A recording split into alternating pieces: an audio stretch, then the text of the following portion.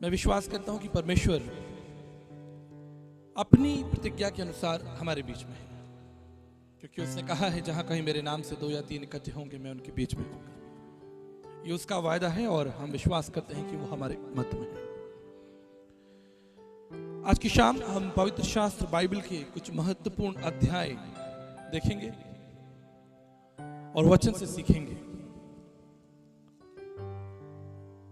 जब मैंने पवित्र शास्त्र बाइबल का अध्ययन करना शुरू किया आज से कई सालों पहले, तो एक वचन है जो उत्पत्ति की पुस्तक उसका पहला अध्याय और 26 पद में उसने मुझे आकर्षित किया।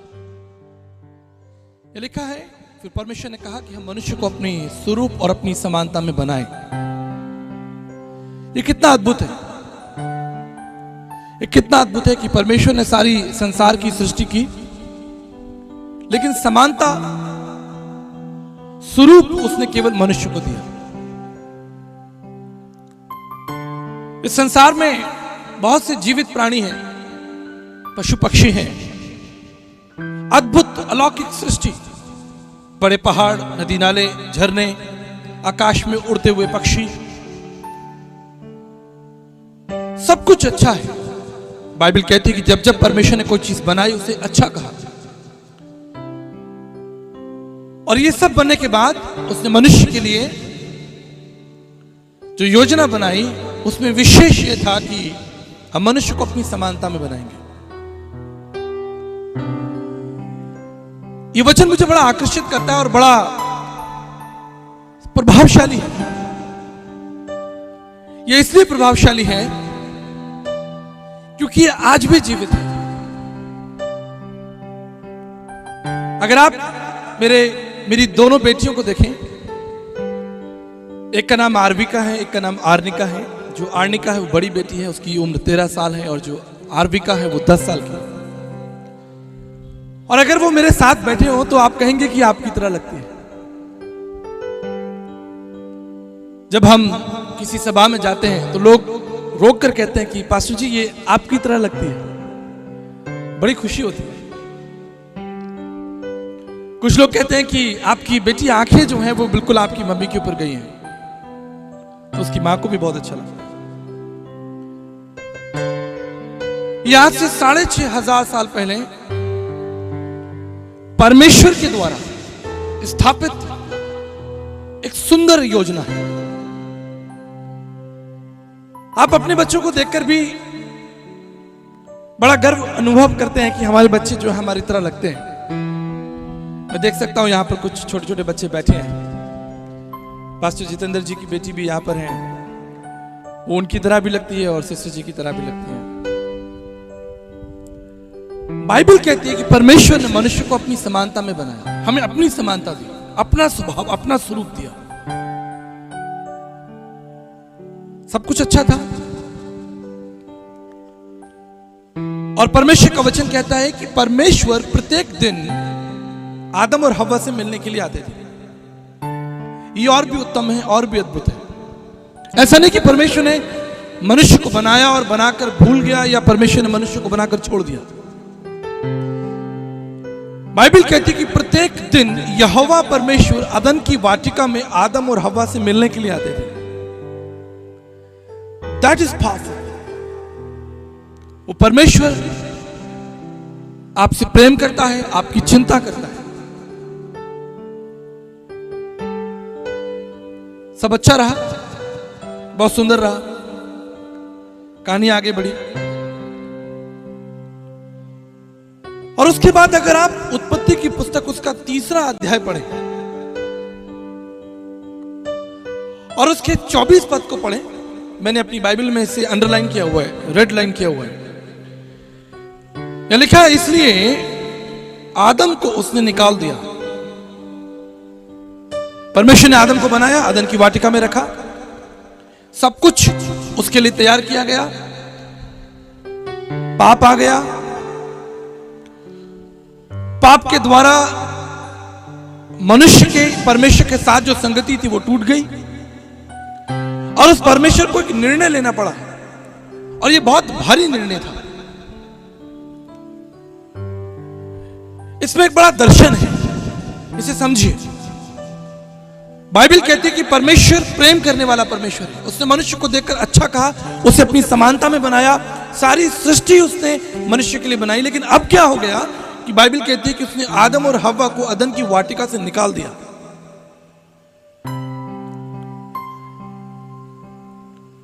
इसे समझें। आप कल्पना कीजिए कि अगर बाइबल उत्पत्ति की पुस्तक उसके तीसरे अध्याय में खत्म हो जाती तो कैसा रहता? एक परमेश्वर था, उसने मनुष्य को बनाया, फिर पाप आ गया और परमेश्वर ने आदम और हव्वा को बगीचे से निकाल दिया, कहानी खत्म हो गई। लेकिन क्या कहानी खत्म हुई? कहानी खत्म हुई? नहीं खत्म हुई। परमेश्वर ने आदम और हव्वा को बगीचे से अर्थात अपनी उपस्थिति से निकाल दिया। संबंध नहीं टूटा, लेकिन उपस्थिति टूट गई, सहभागिता टूट गई, जिसे हम इंग्लिश में फेलोशिप कह सकते हैं। और इसके पीछे कारण है जिस पर हम थोड़ा मनन कर लेंगे कि आदम और हव्वा को परमेश्वर की उपस्थिति से क्यों निकलना पड़ा, हटना पड़ा या दूर जाना पड़ा। अगर आप यशाया उसका 6 अध्याय पढ़ें तो वहां पर यशाया परमेश्वर के साथ एक दर्शन देख रहा है। और वो दर्शन क्या है कि यशाया परमेश्वर को उसके सिंहासन पर विराजमान देखता है और वहां पर बहुत से करूब जो स्वर्गदूत हैं, सराफीम स्वर्गदूत हैं, वो खड़े हैं और वो कह रहे हैं सेनाओं का यहोवा पवित्र पवित्र पवित्र। और उस दर्शन को देखकर यशाया जो है वो डर रहा है, कांप रहा है, यहां तक कि वो कह रहा है कि हाय मैं मरा जाता हूं, परमेश्वर की उपस्थिति में मरा जाता हूं। I am dying in the presence of God. परमेश्वर का दास है, परमेश्वर का सेवक है। परमेश्वर की पुस्तक को लिखने वाला, यशाया अध्याय को लिखने वाला कह रहा है कि मैं परमेश्वर की उपस्थिति में मरा जा रहा हूं। यहां पर स्वर्गदूत हैं जिनके पास 6 पंख हैं और 2 पंखों से उन्होंने अपने पैरों को ढक लिया है और 2 पंखों से उन्होंने अपनी आंखों को ढक लिया और 2 पंखों से वो जोर जोर से हवा में उड़कर कहते हैं पवित्र पवित्र पवित्र, सेनाओं का यहोवा पवित्र पवित्र पवित्र। यहां पर ध्यान दीजिए, यहां पर स्वर्गदूत ये नहीं कहते हैं प्रेम प्रेम प्रेम, दया दया दया, क्षमा क्षमा क्षमा, नहीं। यहां पर परमेश्वर के लिए जो शब्द इस्तेमाल किया गया है वो पवित्र इस्तेमाल किया गया है। पवित्रता परमेश्वर का पहला नाम है और पहला स्वभाव। The first name of God and the first character of God is his holiness. और इसलिए अदन की वाटिका से आदम और हव्वा को परमेश्वर की उपस्थिति से हटना पड़ा, क्योंकि परमेश्वर पवित्र है और कोई कारण नहीं था। परमेश्वर की पवित्रता इतनी भयानक है कि मनुष्य उसकी कल्पना नहीं कर सकता। ये पवित्रता किसी सफेद रंग या आग जलती हुई ऐसा नहीं है, ये मनुष्य की, it is beyond human imagination. ये परमेश्वर की पवित्रता के बारे में है। मुझे एक सच्चा किस्सा याद आता है। फिजी एक छोटा देश है, आइलैंड है, ऑस्ट्रेलिया और न्यूजीलैंड के बीच में, बहुत छोटा सा आइलैंड है। और एक बार मैं एक फिजी के म्यूजियम में गया, वहां के म्यूजियम को देखने के लिए, और तब वहां पर कुछ पेंटिंग्स लगी थी और तब एक घटना ने मुझे आकर्षित किया। और वो घटना क्या थी? वो घटना ये थी कि आज से कई सालों पहले परमेश्वर के दास, एक सेवक फिजी देश के अंदर सुसमाचार की सेवा करने के लिए गए और उन्होंने सड़कों पर, बाजारों में प्रभु यीशु मसीह का सुसमाचार प्रचार किया। और धीरे धीरे पूरे शहर ने, पूरे राज्य ने, फिजी देश ने प्रभु यीशु मसीह को अपना उद्धारकर्ता प्रभु ग्रहण किया। और ये बात जब फिजी के राजा को पता चली तो उन्होंने परमेश्वर के दास को भवन में बुलाया, उस राजभवन में बुलाया गया, ताकि उस देश का राजा जो है वो उस वचन को सुन सके। वहां पर परमेश्वर के दास ने सेवा की, वचन को सिखाया। और प्रार्थना के दौरान जैसा हम लोग प्रार्थना करते हैं तो किसी के कंधे पर हाथ रखते हैं, किसी के सर पर हाथ रखते हैं, उसे आशीष देने के लिए हाथ रखते हैं। उस परमेश्वर के दास ने फीजी के राजा के सर पर हाथ रखा और प्रार्थना की। और उन्हें यह नहीं मालूम था कि यह फीजी देश का कानून है कि अगर कोई भी व्यक्ति राजा के क्राउन को छुएगा उसे मृत्यु दंड दिया जाएगा। और बड़ी हलचल हो गई क्योंकि यह परमेश्वर का दास था और इसने उस देश के संविधान को तोड़ा है। एक कमेटी बुलाई गई, बड़े बड़े विद्वानों को इकट्ठा किया गया, क्या किया जाना चाहिए। लेकिन उस कमेटी ने निर्णय लिया क्योंकि इसने राजा के क्राउन को छुआ है, उसके ताज को छुआ है, इसे मारा जाए। और फीजी के इतिहास में, क्योंकि वो वचन को इतनी गहराई से नहीं जानते थे, उन्होंने उस परमेश्वर के दास को उबलते हुए पानी में डाल दिया। और जब मैं उस घटना को मनन कर रहा था, मैं तुरंत यशाया के बारे में सोचने लगा कि यशाया भी यह कहता है कि मैं परमेश्वर की उपस्थिति में उसकी पवित्रता में मरा जा रहा हूं। इसको समझिए आप, परमेश्वर वैसा नहीं है जैसा आप सोचते हैं या जैसा समाज परमेश्वर के बारे में कल्पना करता है। उस परमेश्वर का पहला स्वभाव है उसकी पवित्रता।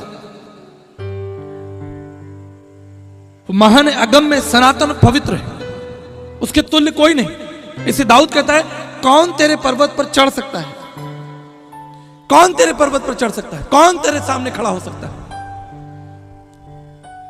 स्वर्गदूत, यहां तक कि स्वर्गदूतों ने भी अपनी आंखें बंद कर ली। मूसा ने कहा कि परमेश्वर मैं तुझे देखना चाहता हूं। परमेश्वर ने मूसा से कहा कि यदि कोई प्राणी मुझे देख ले तो वो जीवित नहीं बचेगा। इतना वैभवशाली है उसका प्रकाश, उसका तेज इतना प्रभावशाली है। कल मैं सूर्य के बारे में आपको बता रहा था, सूर्य के तेज के बारे में बता रहा था। सूर्य का प्रकाश पृथ्वी के लिए कितना महत्वपूर्ण है। जब सूर्य का प्रकाश पृथ्वी पर आता है तो पेड़ पौधे प्रकाश संश्लेषण अर्थात फोटोसिंथेसिस प्रोसेस क्रिएट करते हैं, जिसके द्वारा ऑक्सीजन डेवलप होती है और पेड़ पौधे ग्लूकोज बनाते हैं और वो ग्लूकोज कन्वर्ट होकर फूल में या फल में पैदा हो जाता है। सूर्य का प्रकाश पिछले 6,500 साल से लगातार ये पृथ्वी पर और पृथ्वी के हर हिस्से पर प्रकाश जाता है। आप कल्पना कीजिए कि अगर सूर्य का प्रकाश इतना भयानक है, जिसका कोर टेम्परेचर 5000 डिग्री सेंटीग्रेड है, कोर टेम्परेचर जो बाहरी सतह है वो 5000 डिग्री सेंटीग्रेड है। 5000 समझते हैं आप? 50 डिग्री अगर हमारे शहर में हो जाए तो लोग गर्मी गर्मी पागल हो जाते हैं। And this is 50,000 is a core and more than millions of 1000 degree Celsius उसके इनसाइड, उसके भीतर। इसलिए आदम और हव्वा को परमेश्वर की उपस्थिति से हटना पड़ा। लेकिन कहानी यहां खत्म नहीं हुई। हो सकती थी, एक परमेश्वर था जिसने मनुष्य को बनाया, उससे प्रेम किया, मनुष्य ने पाप किया, परमेश्वर ने उसे निकाल दिया, कहानी खत्म हो गई। एक बार एक परमेश्वर के महान दास प्रचार कर रहे थे और मैं उस सभा में था और उन्होंने कहा, A man cannot live without God। एक बड़ी अच्छी किताब भी है कि मनुष्य जो है वो परमेश्वर के बगैर नहीं रह सकता। ये सत्य है। A man cannot live without God। लेकिन आज की शाम मैं इसमें थोड़ा और आगे बढ़ना चाहता हूं। अगर मनुष्य परमेश्वर के बगैर नहीं रहना चाहता, नहीं रह सकता, तो परमेश्वर भी मनुष्य के बगैर नहीं रह सकता। That's a mystery। और ये कहानी खत्म हो सकती थी, लेकिन ये कहानी आगे बढ़ी क्योंकि परमेश्वर भी मनुष्य के बगैर अर्थात आपके बगैर नहीं रहना चाहता। और उसने अपने आप को इस संसार में प्रकट किया। आज मैं उस परमेश्वर के 3 महत्वपूर्ण स्वभाव आपके सामने रखूंगा। उसका जितना वर्णन करूं कम होगा। मैं अगर पूरी रात और पूरे हफ्ते और पूरे महीने भी यहां पर खड़ा रहूं तो हम परमेश्वर की सामर्थ, उसके स्वभाव को खत्म नहीं कर सकते। संसार के सारे बुद्धिमान मिलकर भी परमेश्वर को वर्णन नहीं कर सकते। पर 3 महत्वपूर्ण विचार मैं आपके सामने रखूंगा। The Bible says God is a living God. परमेश्वर जीवित है। आप विश्वास करते हैं? आप कल्पना कीजिए कि इस स्थान पर हम सब बैठकर एक ऐसे परमेश्वर के बारे में बात करें जो मरा हुआ हो। हमारे जीवन का लक्ष्य क्या होगा? God is a living God. परमेश्वर जीवित है और इसे अनुभव कीजिए। 6 नवंबर 1977 को एक रेल दुर्घटना हुई और उस रेल दुर्घटना में मेरे दादाजी का देहांत हो गया। उस ट्रेन में टीटी थे। उस समय टीटी नहीं हुआ करते थे, उस समय ट्रेन में इंस्पेक्टर हुआ करते थे। और खुर्जा रेलवे स्टेशन जो यूपी के अंदर है, वहां पर 2 ट्रेनें आपस में टकरा गई और उस ट्रेन के अंदर मेरे दादाजी की मृत्यु हो गई।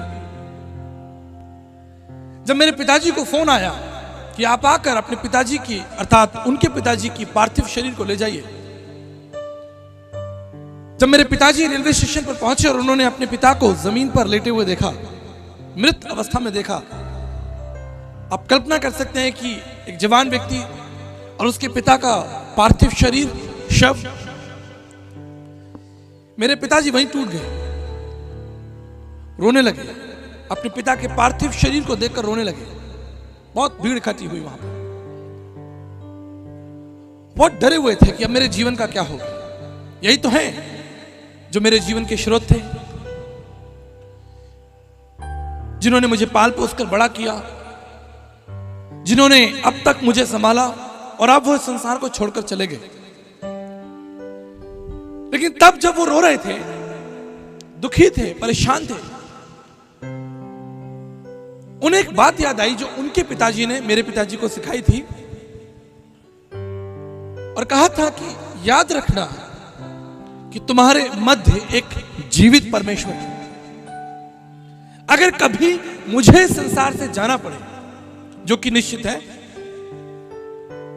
वो जीवित परमेश्वर तुम्हारी अगुवाई करेगा, वो तुम्हारे आगे आगे चलेगा। और यही बात मैंने अपनी दोनों बेटियों को सिखा दिया है। Even if I die someday, the living God will lead you and guide you. जीवित परमेश्वर तुम्हारे आगे आगे होगा।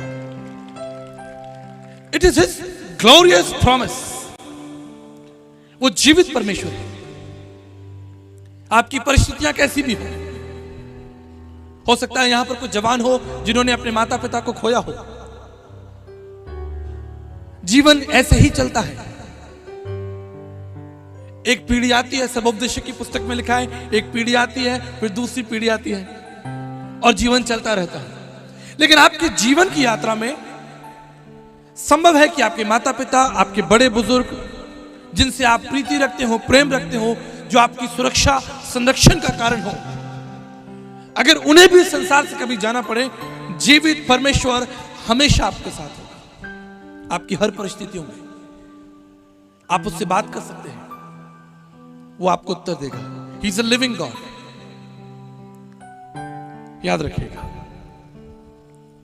दूसरी महत्वपूर्ण बात, वो न केवल जीवित है लेकिन विश्वास योग्य परमेश्वर है।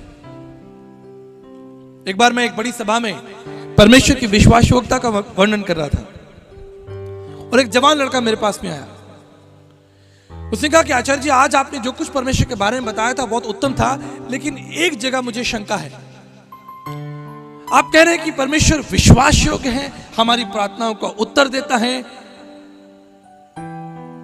हम उससे मांगे वो हमें देगा, हम उससे प्रार्थना करें वो विश्वास योग्य है।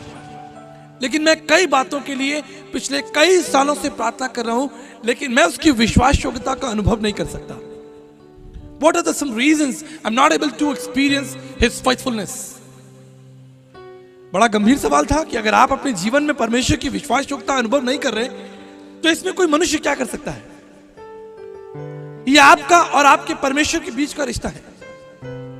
लेकिन सवाल बड़ा पेचीदा था कि मैं अपने जीवन में परमेश्वर की विश्वास योग्यता को अनुभव नहीं कर रहा हूं। 5 साल से मैं किस विषयों के लिए प्रार्थना कर रहा हूं, मुझे कोई उत्तर नहीं मिला। हो सकता है कि आज की शाम आप में से भी कुछ लोग हों जो ये कहें कि परमेश्वर जीवित है, ठीक है, प्रेमी है, ठीक है, वो हमें स्वर्ग भी ले जाएगा, ठीक है, लेकिन क्या वो मेरे लिए विश्वास योग्य है? इसे समझ लीजिए। 2 मित्र थे। एक मित्र धनवान था और उसकी राशन की दुकान थी जहां चीनी, चावल या दालें मिलती हैं। और उसका एक दूसरा मित्र था जो गरीब था और घर घर जाकर मक्खन बेचता था, 100 ग्राम, 200 ग्राम, जैसी जिसकी आवश्यकता होती थी। और वो कई बार अपने मित्र की दुकान पर जाता और उसे 1 किलो मक्खन देता और उसके बदले में उसे जो चीजें चाहिए थी, जैसे राशन जो चाहिए था, वो उतने का राशन ले लेता। और ये मित्रता और ये व्यापार कई दिनों तक चलता रहा। एक दिन इस धनवान मित्र ने देखा कि मेरा मित्र जो मुझे मक्खन देकर गया है वो 1 किलो नहीं है, वो 800 ग्राम है, अर्थात 200 ग्राम की चोरी है। तो बड़ा हैरान हो गया। उसने कहा कि कल जब मेरा मित्र मुझे वापस मक्खन देने आएगा तो मैं उसे पकड़ूंगा। और यही हुआ। उसका मित्र उसे मक्खन देने के लिए वापस आया और उसने उसे पकड़ लिया और कहा कि ना तुम एक अच्छे दोस्त हो, ना अच्छे व्यापारी हो, यू आर नॉट फेथफुल, आप विश्वास योग्य नहीं हो। तो ये जो गरीब व्यापारी था जो मक्खन बेचता था, ये डर गया। बोला मुझे क्या हो गया? उसने कहा कि आपका ये जो मक्खन है ये 1 किलो का नहीं है, ये 800 ग्राम का है। तो ये गरीब व्यापारी रोने लगा, इसकी आंखों में आंसू आ गए। उसने कहा अपने मित्र से कहा कि मेरे मित्र, मैं तुमसे क्षमा चाहता हूं क्योंकि मैं तुम्हारी तरह एक धनवान व्यापारी नहीं हूं और मेरे पास एक अच्छा तराजू नहीं है। I am not a rich business person like you and I do not have a scale weight machine जिससे मैं अपने मक्खन को तुम्हारे लिए तोल सकूं। मैंने क्या किया था कि मैंने तुम्हारी ही दी हुई एक चीनी को, 1 किलो की चीनी को अपना बाट बनाया था। आप समझ रहे हैं? वो पिछले 6 महीने से उसी की 1 किलो चीनी के पैकेट से अपने मक्खन को तोलकर उसे दे देता था। मेरे प्रियो, अगर किसी वजह से मैं परमेश्वर की विश्वास योग्यता को या आप परमेश्वर की विश्वास योग्यता को अनुभव नहीं कर रहे, रुके, मनन करें, चिंतन करें, अपने जीवन को परखें। वो विश्वास योग्य है इसलिए आप प्रत्येक दिन सूरज को देखते हैं।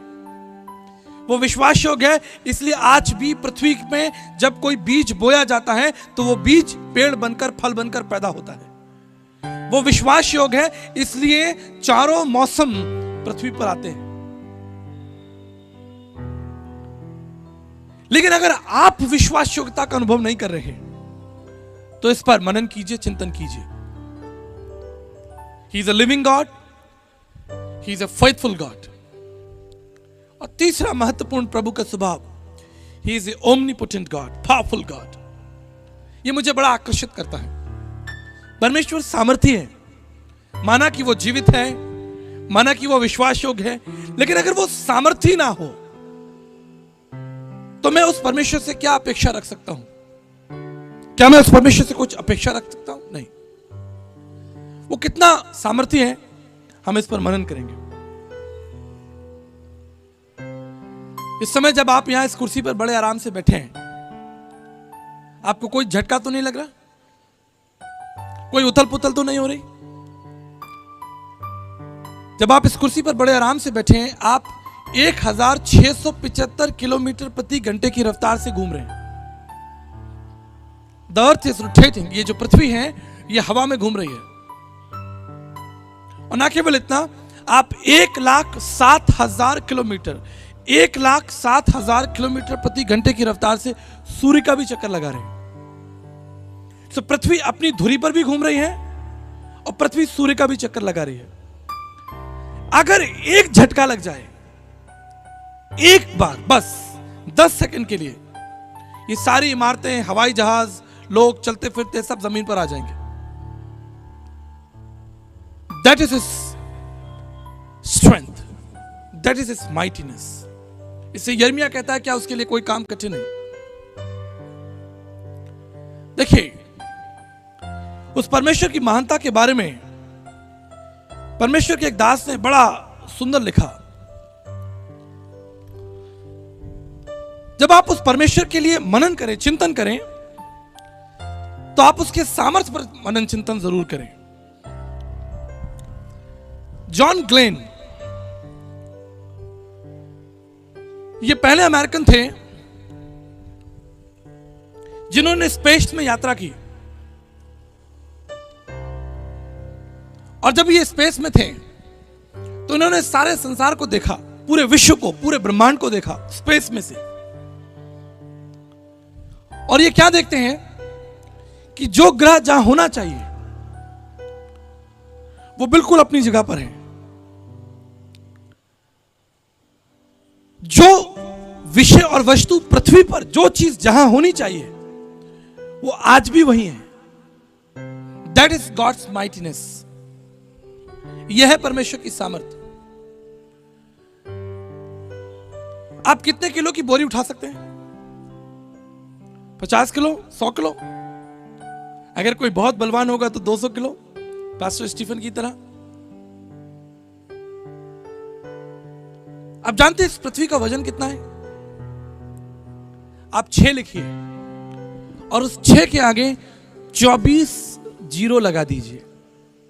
ये पृथ्वी का वजन है। और इसलिए परमेश्वर के दास जॉन ग्लेन, जो अमेरिकन साइंटिस्ट थे, वो कहते हैं,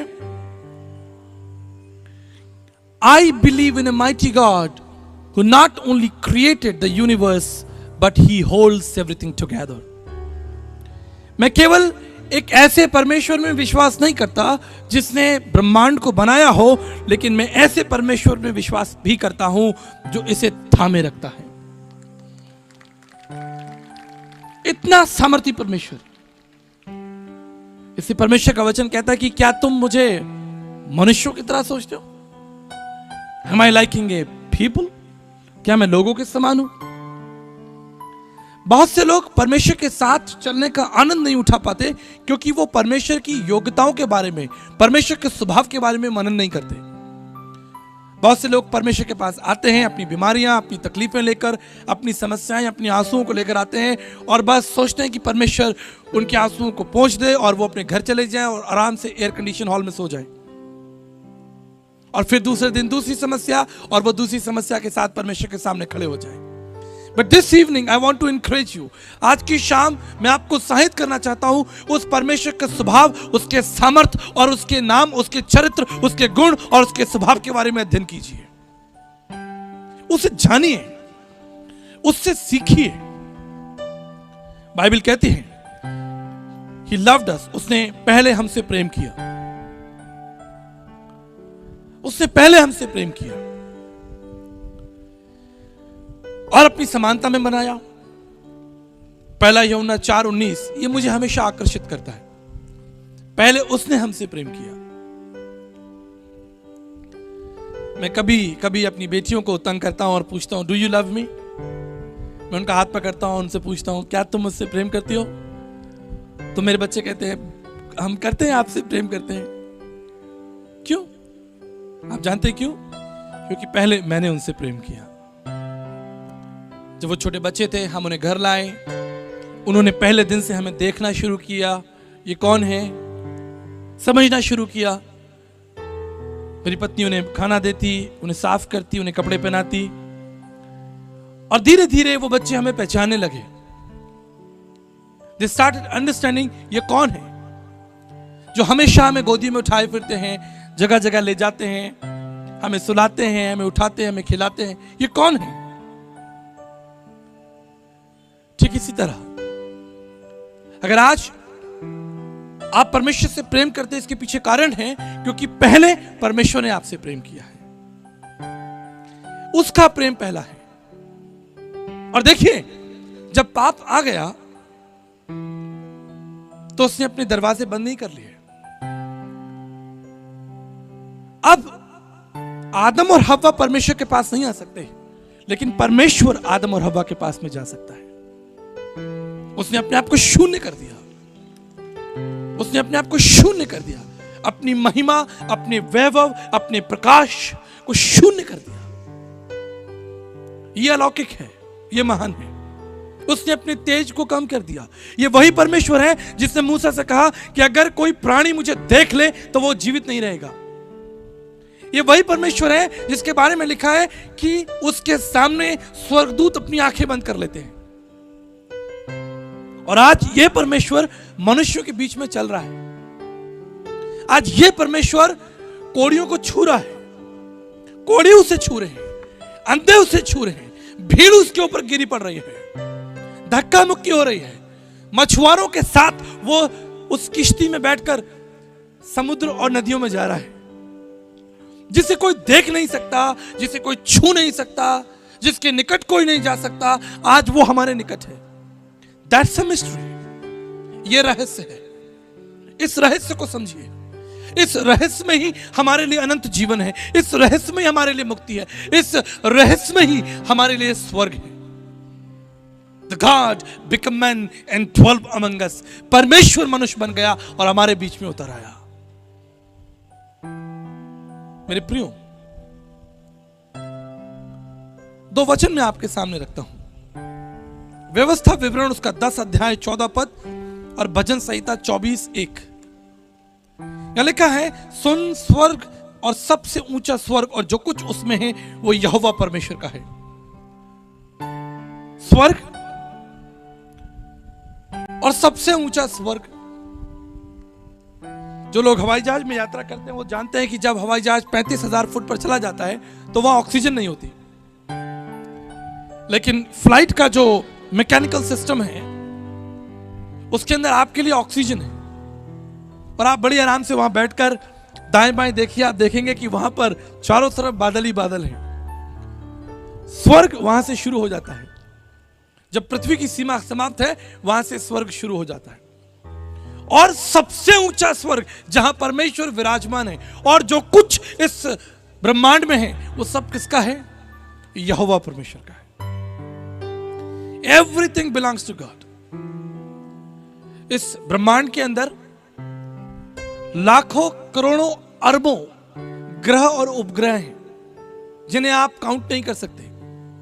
आज इतने वर्षों के बाद में भी वैज्ञानिक नासा केवल 4% यूनिवर्स को खोज पाई है, केवल 4%। 96%, 96% ब्रह्मांड जो है वो अगम्य है और उसे कभी कोई व्यक्ति नहीं जान सकता। इतना विराट है। परमेश्वर ने मनुष्य को अलाउ किया कि थोड़ा बहुत जान सकें ताकि हम उसकी महिमा कर सकें। जब मैं एस्ट्रोफिजिक्स इन कॉस्मोलॉजी अध्ययन करता हूं तो मैं कई प्रकार के ग्रहों के बारे में अध्ययन करता हूं, कई प्रकार के नक्षत्रों के बारे में, मिल्की वेज के बारे में, एंड्रोमेडा जो गैलेक्सीज हैं उसके बारे में अध्ययन करता हूं। यह विराट है, यह मनुष्य की सोच से बढ़कर है। आप कल्पना नहीं कर सकते कि इस पूरे ब्रह्मांड में कितने ग्रह और उपग्रह हैं और आप पृथ्वी पर घमंड करते हैं। लोग अपने छोटे छोटे देश बनाकर लकीरें खींचकर घमंड करते हैं, ये मेरा देश, ये उसका देश। मैं आपको बताना चाहता हूं कि अगर पटियाला शहर के अंदर एक सुई छिपा दी जाए, क्या आप उसे ढूंढ सकते हैं? मान लीजिए पूरे पटियाला शहर के अंदर कहीं सुई छुपा दी जाए और आपसे कहा कि जाकर उस सुई को ढूंढिए, क्या आप ढूंढ पाएंगे? कभी नहीं ढूंढ पाएंगे। ना जाने वो किसी नाले के अंदर पड़ी हो, किसी मैदान के अंदर पड़ी हो। ठीक इसी तरह पूरे ब्रह्मांड में, पूरे विश्व में पृथ्वी की स्थिति ऐसी ही है। पृथ्वी कोई बहुत बड़ा ग्रह नहीं है, इससे बड़े बड़े ग्रह हैं। आप 13 लाख पृथ्वियां, 13 लाख पृथ्वी सूर्य के अंदर डाल सकते हैं, अर्थात सूर्य पृथ्वी से 13 लाख गुना बड़ा है, 13 लाख गुना बड़ा। और हम छोटी मोटी जमीनों के लिए लड़ाई लड़ते हैं। ये मटर के दाने के जैसा है। जैसे आपके सामने एक मटर का दाना है, ठीक इसी तरह परमेश्वर के सामने ये पृथ्वी मटर के दाने से भी छोटी है, कुछ नहीं है। कॉस्मोलॉजिकल स्टडीज के अकॉर्डिंग भी पृथ्वी कोई बहुत बड़ा ग्रह नहीं है। नॉर्थ पोल से साउथ पोल की दूरी केवल 13,000 किलोमीटर है, ओनली 13,000 किलोमीटर, दैट्स इट। ये कोई बहुत बड़ा ग्रह नहीं है, इससे बड़े बड़े ग्रह हैं, इससे लाखों। वीनस की बात कीजिए, आप कैंक्री 55 की बात कीजिए। अगर मैं इसको बखान करूं तो पूरी रात हो जाएगी, मुझे वचन पर वापस आना पड़ेगा। इतना सामर्थी परमेश्वर है जिसके कह देने से यह पूरा ब्रह्मांड अस्तित्व में आ गया और पृथ्वी पर उसने जीवन दिया। जीवन केवल पृथ्वी पर ही है, इसलिए क्योंकि पृथ्वी पर जो पानी है वो 3 फॉर्म में है, सॉलिड है, लिक्विड और गैस। पूरे यूनिवर्स में किसी भी प्लेनेट के ऊपर पानी इस प्रक्रिया में नहीं है। पूरे यूनिवर्स में कहीं भी आप किसी ब्रह्मांड में जाकर आप बीज बोएंगे, वहां पर पेड़ पैदा नहीं होगा, क्योंकि ये आशीष केवल पृथ्वी को परमेश्वर ने दी है। कितना प्रेम वो आपसे करता है, कितनी चिंता वो आपकी करता है। उसने आपके लिए बिल्कुल एक सही ग्रह बनाया है जिस पर आप जीवित रह सके। आप सोचिए कि अगर सूर्य पृथ्वी के थोड़े पास हो तो आप जल जाएंगे, अगर सूर्य पृथ्वी से दूर चला जाए तो ये पूरी पृथ्वी ठंडी हो जाएगी और आप मर जाएंगे। What a right calculation. 15 crore kilometre की दूरी पर परमेश्वर ने सूर्य को स्थापित किया ताकि ये आपको उतना प्रकाश दे जितना आपके लिए जरूरत है। यह है परमेश्वर की सामर्थ्य, यह है उस परमेश्वर की भव्यता। और हम उस परमेश्वर के पास क्यों आते हैं? छोटी मोटी बीमारियों, तकलीफें और चिंताओं लेकर। बाइबल कहती है वचन संहिता उसके 14 अध्याय में कि उसने स्वर्ग से दृष्टि की कि कोई मनुष्य है जो उसे जानना चाहता है, उसे ढूंढता है। He is a mighty God. He is a powerful God. उसने स्वर्ग से मनुष्यों पर दृष्टि की कि क्या कोई है जो उसे जानना चाहता हो। मेरे प्रियो, आज मनुष्य की परिस्थिति देखिए, मनुष्य की परिस्थिति देखिए। कई सालों पहले मुझे बॉम्बे में मेरे एक मित्र राजेश खन्ना जी का घर दिखाने ले गए। एक बड़ी कोठी, सफेद रंग का बड़ा घर जिसका नाम था आशीर्वाद। अब वो नहीं है, उसे तोड़ दिया गया, उसे नष्ट कर दिया गया। आप कल्पना कीजिए कि एक फिल्म एक्टर जिनका नाम राजेश खन्ना था, उन्होंने उस घर को बनाने के लिए कितनी मेहनत की होगी, कितने करोड़ों रुपए लगाकर उस घर को बनाया होगा। लेकिन एक दिन मृत्यु आई और उन्हें ले गई। जब उनकी मृत्यु हो गई तो कई लोग उस घर के दावेदार निकल आए। लोगों ने कहा कि ये घर हमारा है, किसी ने कहा ये हमारा घर है। उस घर के लिए छीना झपटी हुई और अंततः एक बड़ा फैसला लिया गया, उसको बेचकर उसे तोड़ दिया गया। अब वो घर वहां नहीं है। मनुष्य इस पृथ्वी पर जो कुछ परिश्रम कर रहा है, जो कुछ परिश्रम कर रहा है, वो सब व्यर्थ है, सब व्यर्थ है।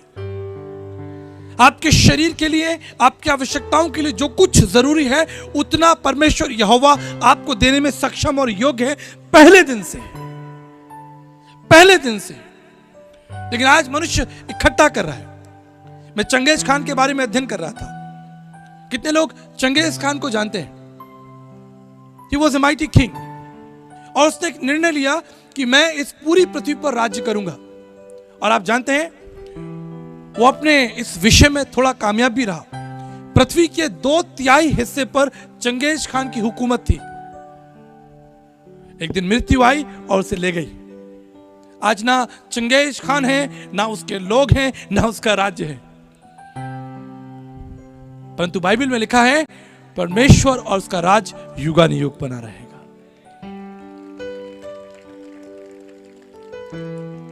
उस परमेश्वर के राज्य के बारे में, द किंगडम ऑफ गॉड, उसके बारे में अध्ययन करना शुरू कीजिए। आप बहुत बारों की बातें, बहुत चीजों में अध्ययन करते हैं, लेकिन समय निकालिए और परमेश्वर के अनंत राज्य, जो सनातन से सनातन काल का राज्य है, उस राज्य के बारे में अध्ययन करना शुरू कीजिए।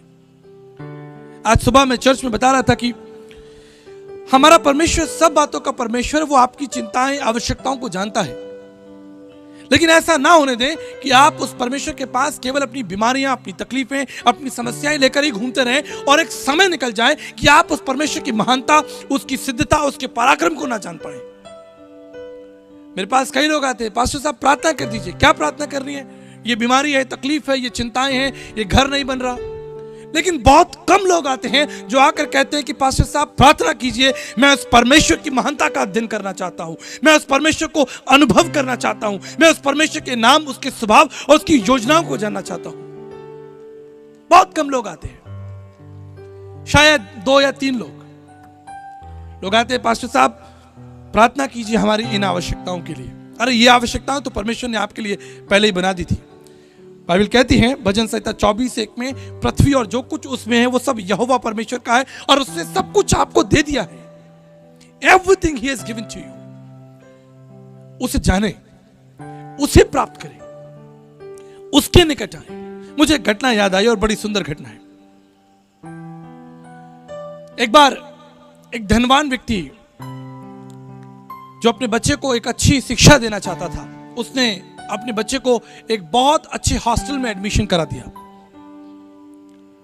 और एक दिन इस बच्चे का जन्मदिन था, तो इस धनवान व्यक्ति ने हॉस्टल के मैनेजर को फोन करके कहा कि आज मेरे बेटे का जन्मदिन है, एक अच्छी पार्टी रखो, एक अच्छा कार्यक्रम करो और मैं पैसे भेज रहा हूं और सब बच्चों के लिए दावत करो और सबको गिफ्ट दो और मेरे बच्चे के लिए अच्छे कपड़े खरीदो। पिताजी के आज्ञा के अनुसार मैनेजर साहब ने एक बड़ी पार्टी रखी। शाम को सारे बच्चे इकट्ठे हुए, अच्छे अच्छे कपड़े पहनकर उस कार्यक्रम स्थल पर आ गए और उस बच्चे को वहां लाया गया जिसका जन्मदिन था। जब वो उस स्थान पर आया, उसने देखा कि उसकी बाईं ओर सब प्रकार के इनाम, पुरस्कार, गिफ्ट, अच्छी चीजें रखी हुई हैं और दाईं तरफ बहुत अच्छे अच्छे खाने हैं। सब लोग उसके लिए हैप्पी बर्थडे का गाना गा रहे थे, वहां एक बड़ा केक भी था, सब कुछ अच्छा था। तभी वो बच्चा रोने लगा। तो मैनेजर साहब ने कहा कि इतनी अच्छी पार्टी है, ये सारे बच्चे यहां पर हैं, सब कुछ इतना सुंदर है, आप क्यों रो रहे हो? उस बच्चे ने अपने जेब में हाथ डाला और अपने पिता का फोटो निकाला और कहा कि काश इस स्थान पर मेरे पिताजी होते, मुझे गले लगाते, मुझे प्यार करते, क्योंकि ये सब चीजें उन्हीं के द्वारा ही हैं। That's the mystery। आज मनुष्य गाड़ी, घोड़ा, घर, संसार की तमाम चिंताओं में उलझाए और जो स्रोत है, जो जीवन का स्रोत है, उसके बारे में हम बात नहीं कर रहे, उसके बारे में अध्ययन नहीं कर रहे।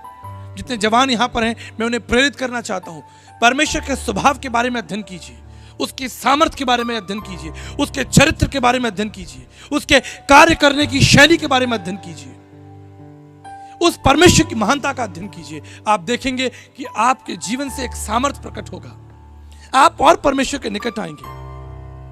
That's the beauty. हमारा परमेश्वर चाहता है कि हम उसे जानें, यह उसकी प्रबल इच्छा है।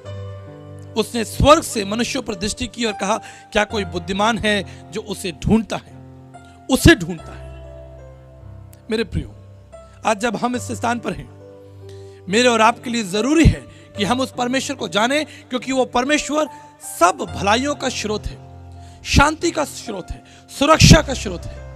कल मैंने आपको बताया कैसे परमेश्वर ने मुझे एक बड़ी दुर्घटना से बचाया।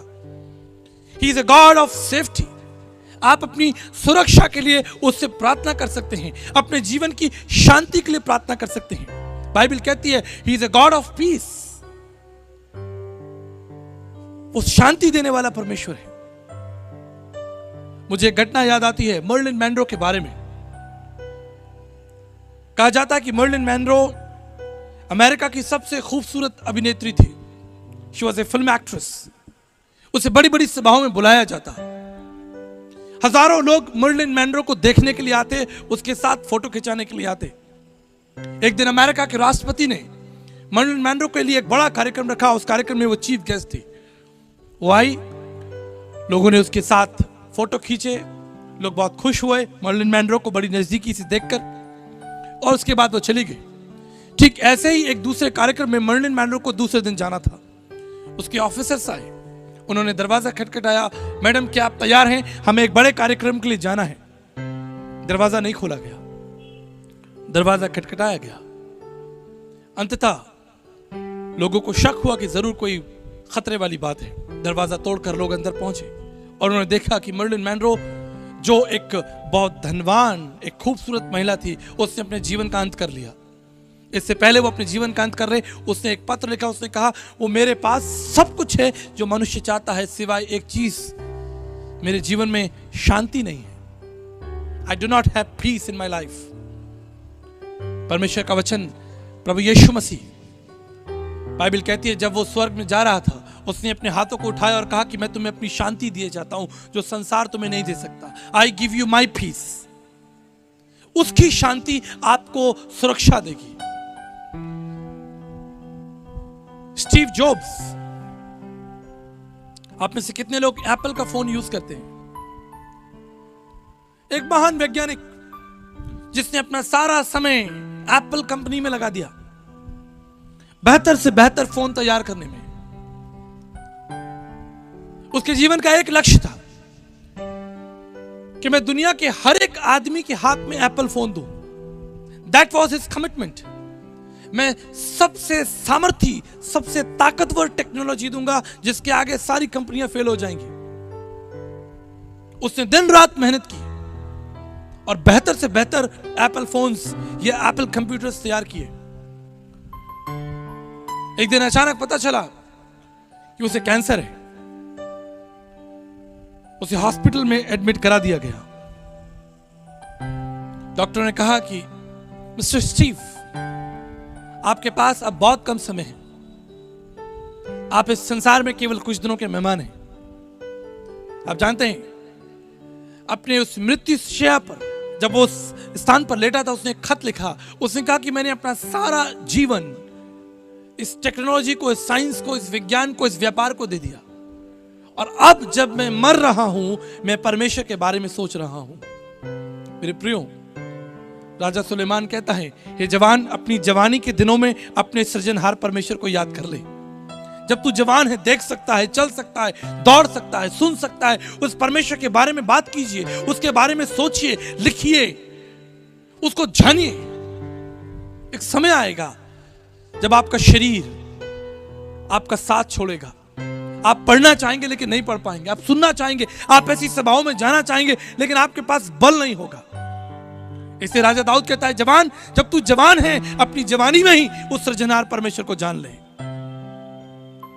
हमारे पास कितना सुंदर विकल्प है, कितना सुंदर समय है। आज हम उस परमेश्वर के बारे में बात करें। मेरे प्रियो, उस परमेश्वर के निकट आइए। उसके पास जीवन है, उसके पास अनंत जीवन है। आप जानते हैं, हम जिस यीशु के बारे में बात कर रहे हैं, उसके बारे में मैंने कुछ महत्वपूर्ण पद लिखे हैं जो वचन से है। कुलुस्सियों उसका 2 अध्याय और उसके 2 पद में लिखा है, परमेश्वर पिता का भेद अर्थात मसीह को पहचान ले। यह परमेश्वर की आज्ञा है आपके लिए। मैंने कल भी बताया था, परमेश्वर किसी व्यक्ति को सलाह नहीं देता, तुम ऐसा करके देखो। यह उसकी आज्ञा है कि परमेश्वर पिता का भेद अर्थात प्रभु यीशु मसीह को हर एक व्यक्ति पहचान ले। यीशु मसीह कौन है? वो इस संसार में क्यों आया? Why he dwelt? वो इस संसार में मनुष्य बनकर क्यों आया? किसी ने कहा कि यीशु मसीह संसार में अनंत जीवन देने आया, मुक्ति देने आया, पापों को क्षमा करने आया। क्या वो ये सारे काम स्वर्ग में बैठकर, सिंहासन पर बैठकर नहीं कर सकता था? कितना आसान था। जैसे उसने कहा प्रकाश हो, प्रकाश हो गया। इसी तरह वो सारी पृथ्वी के पापों को क्षमा कर देता, आपको अनंत जीवन स्वर्ग से बैठकर ही दे देता। लेकिन इसके सिद्धांत को समझिए, इसके सिद्धांत को समझिए कि वो संसार में मनुष्य बनकर क्यों आया, इसकी आवश्यकता क्या थी। आप कल्पना कीजिए कि अगर आपका कोई मित्र जिससे आप बहुत प्रेम करते हो और अगर वो किसी संकट में हो, किसी दुर्घटना में हो, आप क्या करेंगे? जिससे आप बहुत प्रेम करते हैं, जिससे आप कम प्रेम करते हैं, उससे आप एक व्हाट्सएप कर देंगे, मैसेज कर देंगे, एक फोन कर देंगे। लेकिन अगर आप उससे बहुत प्रेम करते हैं तो आप क्या करेंगे? आप उसके पास जाएंगे, आप दौड़कर उसके पास जाएंगे। यही तो रहस्य है। उसने हमसे पहले प्रेम किया। 1994 में ओलंपिक हो रहा था। सारे धावक तैयार थे दौड़ने के लिए। 400 मीटर की दौड़ थी। डेरिक रेडमॉन्ड नाम का एक धावक था जो उस दौड़ को जीतना चाहता था। दौड़ शुरू हुई, सारे धावक दौड़ने लगे।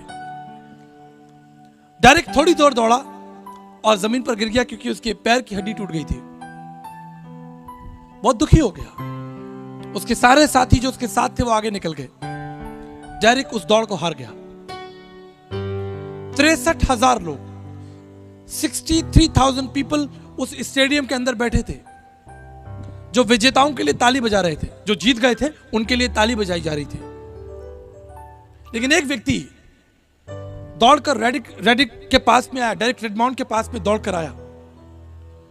उसने उसे गले लगाया, उसके आंसुओं को पोंछा।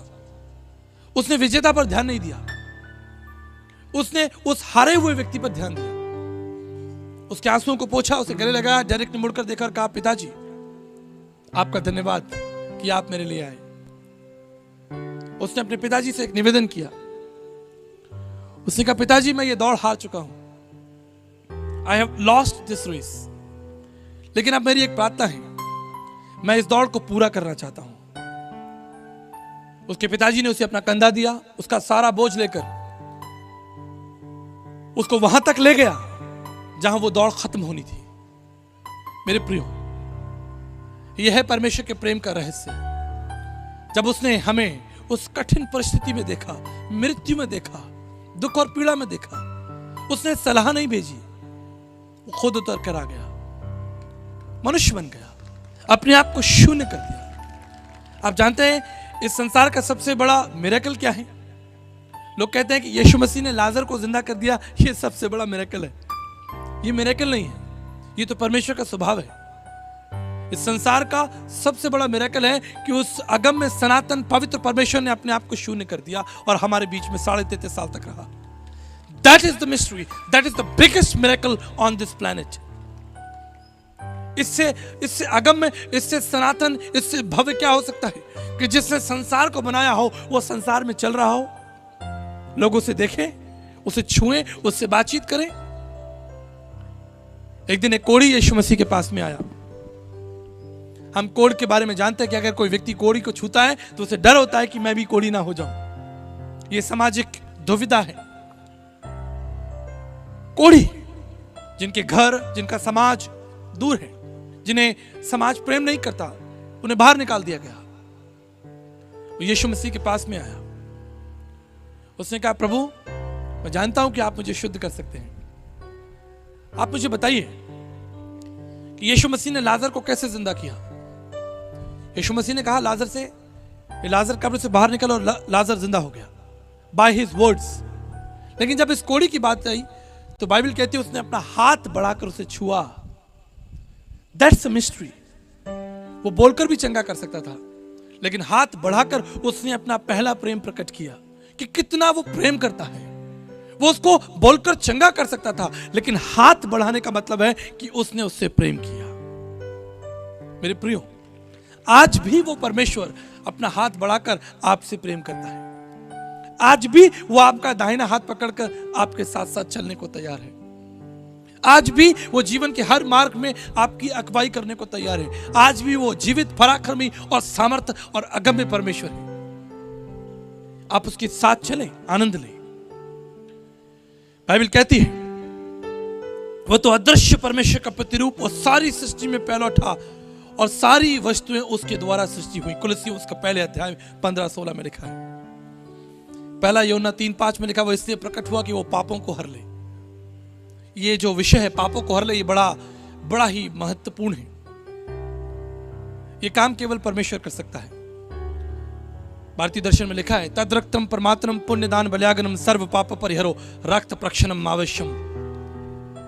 स्वयंभू सृष्टिकर्ता प्रजापति यगा यज्ञसम यगो यगा, वो परमेश्वर समस्त मानव जाति के लिए एक यज्ञ करेगा और इस यज्ञ में स्वयं अपना लहू बहाएगा। भारतीय दर्शन की अमूल्य प्रार्थना थी, अस्तोमा सदगमे थमसोमा ज्योतिर्मय मृत्युमाम रथमे। भारतीय दर्शन के तत्व दर्शियों ने कहा, जाऊं कहां तज चरण तुम्हारे, काको नाम पवित्र पावन कहियति दीन प्यारे, देव धनुज मुनि नाग मनुज सब माया विवश विचारे। प्रभु हम कहां जाएं? कौन हमें शुद्ध कर सकता है? कौन हमारे पापों के लिए अपना रक्त बहा सकता है? दर्शन शास्त्र कहता है, तद रक्तम परमात्मम पुण्यदान बल्यागनम, समस्त मानव जाति के लिए स्वयंभू सृष्टिकर्ता परमेश्वर अपना रक्त बहाएगा। यह किसी मनुष्य के रक्त से या किसी भेड़ बकरियों के रक्त से नहीं हो सकता। हमारी प्रार्थनाएं स्वर्ग में पहुंच गई।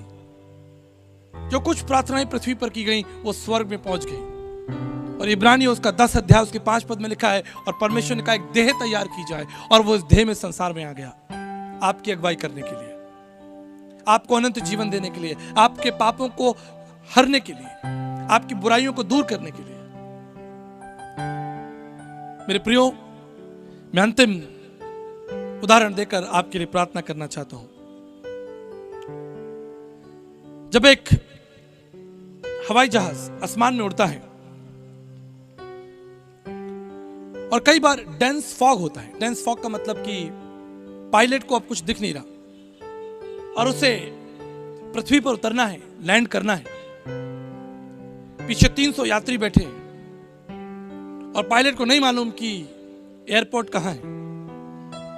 बड़ी दुविधा है। अब वो क्या करे? आप जानते हैं वो क्या करते हैं? उसके कंप्यूटर पर, उसके स्क्रीन में, उसके पैनल में एक सॉफ्टवेयर है जिसे कहते हैं cat 3 landing, Bravo landing.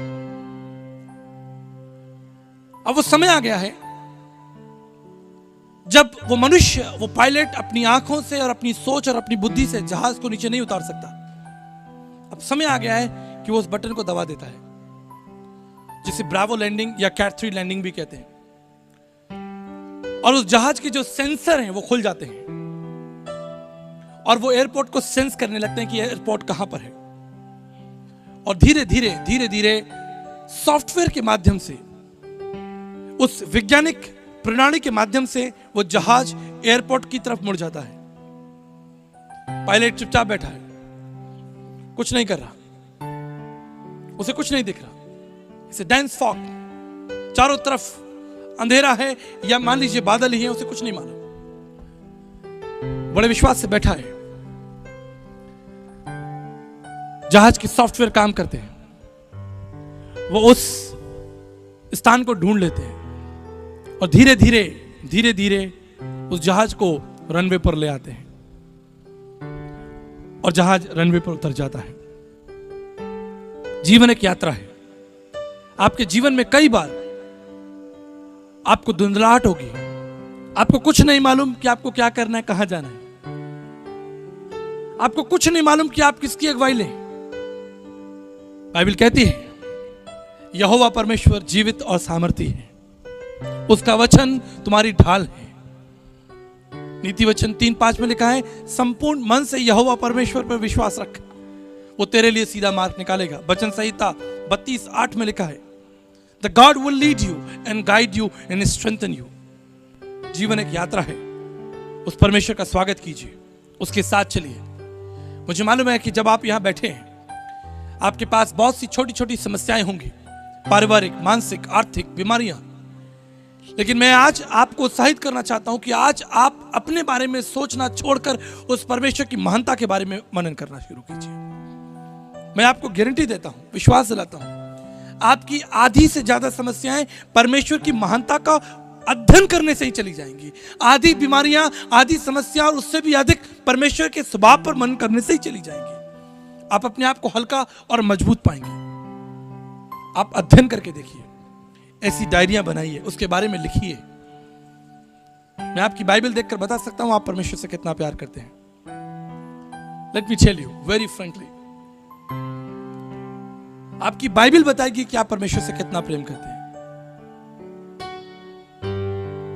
If your Bible is in a bad shape, अगर आपकी बाइबल की हालत, आप समझ रहे हैं, अगर आपकी बाइबल की हालत खराब है तो आप सही मार्ग पर हैं। लेकिन अगर आपकी बाइबल नई है, साफ है, बिल्कुल ताजा है, तो आप गलत मार्ग पर हैं। आप समझ रहे हैं मैं क्या कह रहा हूं? Read the word of God, it has power, it has anointing, it has grace, it has eternal life, it has strength of God. इसे पढ़ें, इसके निकट आए। मैं आपके लिए प्रार्थना करना चाहता हूं।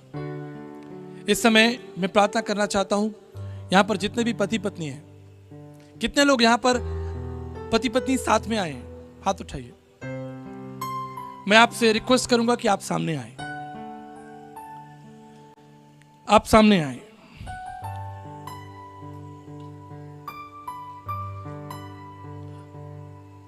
आज हम रिश्तों की चंगाई के लिए प्रार्थना करेंगे। पति पत्नी के लिए प्रार्थना करेंगे। आगे आइए, जितने भी यहां पर कपल्स हैं सामने आए। आप हाथ पकड़े, अपने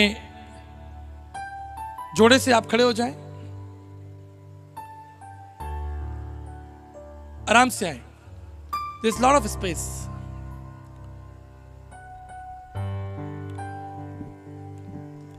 आज हम परिवारों के लिए प्रार्थना करेंगे। शैतान की सबसे बड़ी योजना है परिवारों को तोड़ना। शैतान की सबसे बड़ी चालाकी है कि परिवारों को नष्ट कर देना। और आज हम परमेश्वर के वचन की सामर्थ्य से शैतान की चालाकियों को नष्ट करेंगे। आमीन। हम प्रार्थना करेंगे कि हमारे वैवाहिक जीवन में, हमारे परिवार में, गॉड लव्स फैमिली। उसने जब संसार को बनाया तो पहले चाचा भतीजे नहीं बनाए, बुआ फूफा नहीं बनाया, उसने सबसे पहले पति पत्नी को बनाया और उसके द्वारा परमेश्वर ने संसार को ब्लेस किया। इसलिए अपने जीवन साथी के प्रति, अपने परिवार के प्रति आपकी बड़ी जिम्मेदारी है, बड़ी जवाबदेही है। आपकी पहली कलीसिया आपका परिवार है। आपके बच्चे, आपकी पति पत्नी मिलकर, बाइबल कहती है दो दो करके आगे जाना। कई बार हम सोचते हैं कि दो दो करके पास्टर्स आगे चले जाएं, लेकिन वहां आप सीख सकते हैं कि आप पति पत्नी के रूप में भी आगे जा सकते हैं। That's God's favour. आइए आज हम आपके वैवाहिक जीवन के लिए, आपके पारिवारिक जीवन के लिए प्रार्थना करेंगे। प्रभु परमेश्वर, मैं धन्यवाद करता हूं पिता, इस समय जब आपके प्रिय लोग, हमारे प्रिय लोग प्रभु जी इस परिवार के रूप में यहां खड़े हैं, हम इन्हें यीशु मसीह के नाम से ब्लेस करते हैं पिता परमेश्वर। आप प्रार्थना करें इस वक्त अपने जोड़े के लिए। आप पति अपनी पत्नी के लिए प्रार्थना करें और पत्नी अपने पति के लिए प्रार्थना करें। उनके जीवन के लिए धन्यवाद दें। ऊंचा ऊंचा बोलकर आप धन्यवाद दे सकते हैं। मुंह खोलकर अपने परिवार के लिए प्रार्थना करें, धन्यवाद करें। Yes Lord, we worship you master. हम प्रार्थना करते हैं प्रभु जी, हम अपने परिवारों को यीशु मसीह के नाम से ब्लेस करते हैं, कवर करते हैं, आपके लहू में छिपाते हैं। शैतान की कोई भी चालाकी हमारे परिवार में, हमारे जीवन में, हमारे पारिवारिक जीवन में नष्ट ना करने पाए प्रभु जी। हम प्रार्थना करते हैं प्रभु, आपके लहू का बाड़ा बांधते हैं प्रभु। हम आपकी सामर्थ को प्रभु जी अपने परिवार में बोलते हैं, आपकी शांति को, आपकी सुरक्षा को हम अपने परिवार में बोलते हैं प्रभु जी। अगर हमारी वजह से कभी कोई ऐसी बात होती है जो हमारे हस्बैंड को या वाइफ को निराश करती है, उसके लिए हम क्षमा भी मांगते हैं। हम ब्लेस करते हैं प्रभु जी अपने परिवारों को। धन्यवाद करता हूं प्रभु जी। मैं प्रार्थना करता हूं हमारे प्रिय भाई बहनों को आप ब्लेस करें, उनके परिवारों को ब्लेस करें पिता। और हम जानते हैं कि पिता परमेश्वर, आपने नूह और उसके परिवार के द्वारा इस संसार में वापस सृष्टि को पैदा किया। You are a God of family master. आपने अब्राहम को और सारा को ब्लेस किया पिता परमेश्वर। हम प्रार्थना करते हैं प्रभु जी, जिस तरह आपने अब्राहम और सारा को ब्लेस किया पिता परमेश्वर, आपने नूह और उसके परिवार की सुरक्षा की, ठीक इसी तरह पिता यहाँ उपस्थित हर एक भाई बहन जो अपने परिवार के साथ खड़ा है, यीशु मसीह के नाम से ब्लेस हो पिता परमेश्वर। हम यीशु मसीह के लहू, उसकी शांति और सुरक्षा का बाड़ा इनके जीवन में बोलते हैं प्रभु जी। हम प्रार्थना करते हैं कि एक अच्छा मॉडल बनाए पिता, ताकि इनके बच्चे और समाज और तमाम लोग देखें कि ये कितना अच्छा परिवार है जो परमेश्वर का भय रखता है। हम प्रार्थना करते हैं और धन्यवाद देते हैं प्रभु। सारी महिमा और आदर आपके पुत्र प्रभु यीशु मसीह को देकर इस प्रार्थना को आपके पुत्र यीशु मसीह के नाम से मांग लेते हैं, आमीन। मैं इस समय एक और प्रार्थना करूंगा जवानों के लिए। जितने जवान लोग हैं आगे आ जाएं, हमारे सारे परिवार लोग आराम से पीछे की तरफ जाएं। जितने जवान लोग हैं, thank you Jesus, we worship you, glory and honour. Thank you Jesus. जितने भी जवान लोग हैं आगे आ जाएं। मुझे नहीं मालूम क्या हम एक गीत गा सकते हैं। अगर एक छोटा सा एक गीत, चाहे हमें माइक का भी इस्तेमाल ना करना पड़े। Can we have a one song please brother, come. इस पोडियम को हटा दीजिए। जितने जवान लोग हैं आगे आए। इधर बहनें आ जाएं, सारी बेटियां इधर आ जाएं, जवान इधर आ जाएं।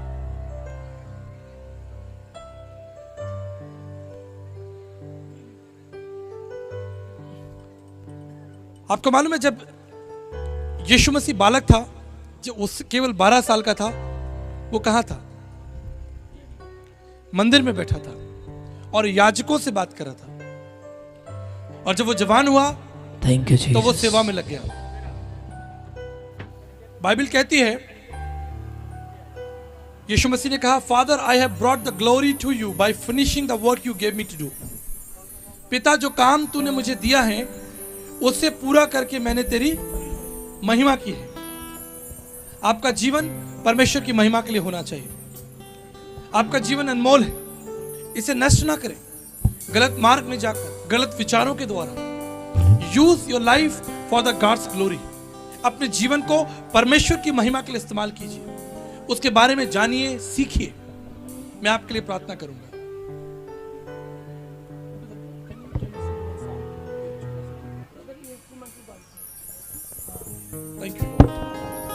Thank you Jesus. हम जवानों के लिए प्रार्थना करेंगे। अपने हाथ उठाएं सब। Thank you. ये जीवन थैंक यू मास्टर। तुझको देते हैं, सारा आदर We give you glory now. तुझको देते हैं।